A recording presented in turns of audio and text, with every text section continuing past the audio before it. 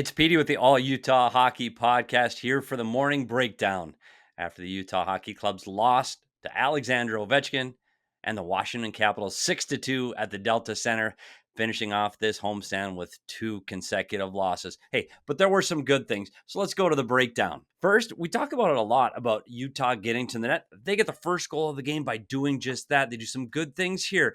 Great play at high in the zone. We talk about getting the puck high in the zone, but most importantly, Jack McBain gets to the front of the net. It's been a successful offensive option for the Utah Hockey Club all season, getting pucks to the net, and Jack McBain scores. We saw it later in the game too, even when they were down 4-1. It's just that easy. Sergachev makes a great play, looks over his shoulder to see that Keller is there. Keller drives, what a pass to Schmaltz in the middle. What a great play. But what makes it all happen is Bukestad getting to the front of the net. Good things happen when you go to the net. And Utah gets both of their goals by getting to the net hard. But they had a lot of things go bad and a lot of things go wrong against the Washington Capitals. And it starts here. Let's look at the Capitals' first goal.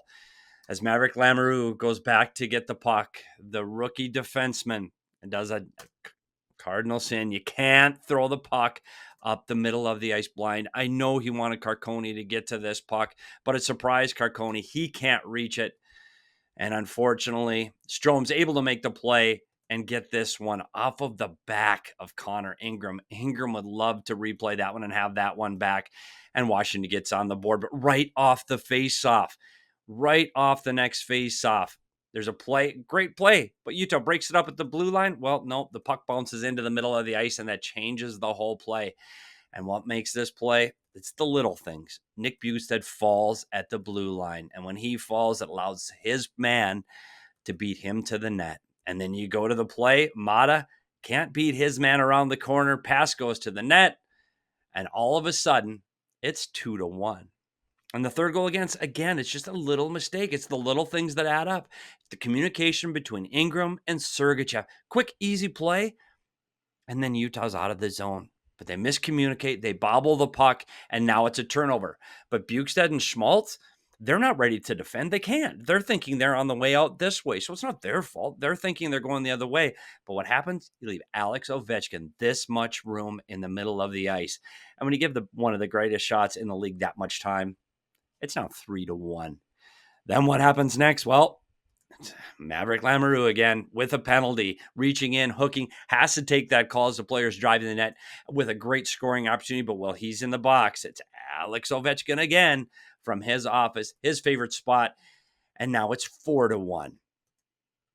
Well, might as well make it 5. This time it's Duhaime on Lamoureux. Lamoureux's just got to cut that off. He's just got to cut it off. He's just got to turn. He's got to get a stick on his play, but Duhaime blows by him, and he's able to beat Karel Vejmelka. But I got to talk about the RVH. There is no way a 6'4" goaltender in the National Hockey League can get beat from this angle while the player's going this way when there's no play in front of the ice. He has to stop that play, whether he overlaps on his knees to cover the post or he stands up and squares his shoulder to Duhaime. Either way, he's got to make that save. Another one that the Utah goaltenders would like to have back. Well, let's look at the sixth goal. Again, it's the bounces. Schmaltz attacks his player, gets a stick on the puck. This is a nice play against Alexei Protas. Nice play? Well, Protas still makes the pass, but here's what happens next. All of the Utah players now are focused on the puck carrier. And when you focus on the puck carrier, you leave holes in behind. Alexei Protas, able to drive in behind. He's off to the races. And he puts another one that Karel Vejmelka would like to have back. Well, the other thing that this Utah Hockey Club struggled with was the power play. They were 0 for 7 on the power play. They're 1 for 12 in their last 3 games on this homestand. And they only have 1 power play goal in their last 7 games. And they keep sliding down the power play rankings in the National Hockey League. And currently, they're 28th. So let's take a little bit of a closer look at the Utah power play. There are some good things. They have some good players on this power play. And one of the things that's successful for them is when they take a one-time shot. One-time shot means you shoot the puck before you stop it off of the pass. That means as soon as the pass comes, you're shooting the puck. And you're going to see what that looks like here with Clayton Keller off of the one-time shot. Boom, off the post. Kerfoot thinks it's in.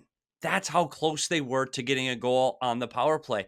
And we talk about the one time Dylan Guenther and his shot, just inches away from getting their first power play goal on this homestand. Here again, you see Guenther again on this one-time shot.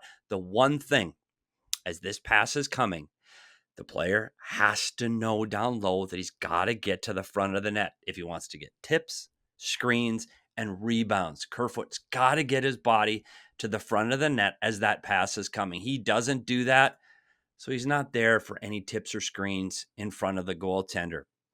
Another great play that Utah had on the power play is the low play. They have some skilled players. The pass down low, then the pass to the slot to Guenther, and another really good scoring opportunity. Just couldn't beat the goaltender. Here's another good play. Keller to Schmaltz, all alone in the slot with Kerfoot in front. Everything looks great, but you missed the net. Got to stop missing the net because you can't get rebounds if you keep missing the net. The other thing we talked about was the one-time shot from Guenther. And right now, that puck's got to go because look where the goalie is. The goalie's not looking. That puck has to go. Unfortunately, Guenther dusts it off, waits, then he shoots. And again, we got to talk about the screen. The screen's not there. And when I look from behind, this is what the goalie sees. The goaltender, great vision, sees the puck all the way. No tip, no screen, no rebound. And he's going to make that save. And that became the theme. Was no traffic on the shot. You see no traffic. Guys off to the side of the goaltender. Nobody's going towards the net. And then you miss the net. And when you miss the net, there's no pucks laying around for rebounds. And that's how you're going to be successful on the power play. You got to hit the net because you need that second and third opportunity. And so often it was just trying to get this shot with no traffic in front, and then you miss the net. And when you miss the net, the puck goes away without any plays in front of the net. Just over and over and over again, we saw these shots with no traffic, nobody getting to the net, no screen, goalie has clear vision, and then you miss the net. Again, shot, no screen, off to the side, able to make that save. And this is, again, what it looks like. Goalie has vision. He's going to make that save. If there's nobody in that lane, the goalie is going to make the save in the National Hockey League. And here again, one-time play, nice one-time shot, but everybody's on the outside.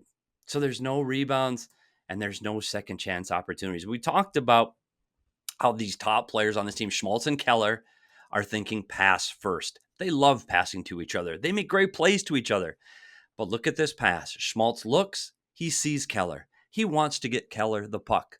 Unfortunately, what he doesn't realize is the goalie is down and the net is wide open. Instead of getting the puck off his stick and getting it, thinking shot mentality, shot first, getting the puck to the net, he's thinking he's got to make that pass. Ultimately makes the pass, one-time shot, and it's a really good play.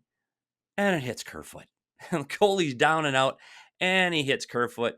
Could have been their first power play goal of the night. And again, sometimes it's a little puck luck.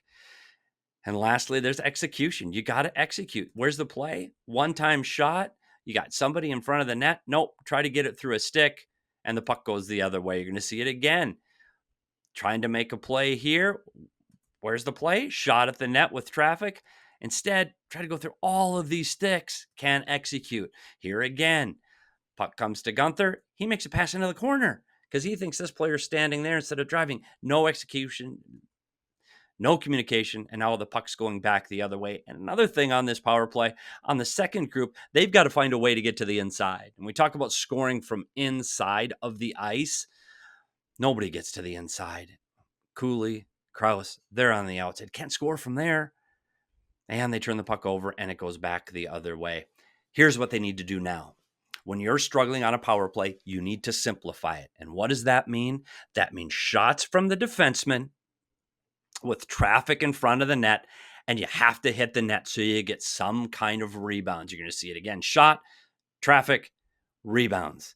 That's what this team has to do from here on out. Look for these second chance opportunity shots with traffic, guys in front of the net, and look for them digging the puck out in front. Have to simplify the power play. Well, I hope that gives you something to look for as this Utah Hockey Club heads out to the East Coast. They've got the Boston Bruins next up on Thursday. Make sure you tune in to the All Utah Hockey Podcast this Wednesday at 5 o'clock, and then special post-game edition following that game in Boston. As soon as the game's over, make sure you get over to the All Utah Hockey Podcast YouTube channel, and Craig Morgan and I will be right there to break it all down. Thanks for spending some time with me looking over last night's game against the Washington Capitals. I'm Petey. This is the All Utah Hockey Podcast, and we'll see you at the rink. We all silly like the mayor.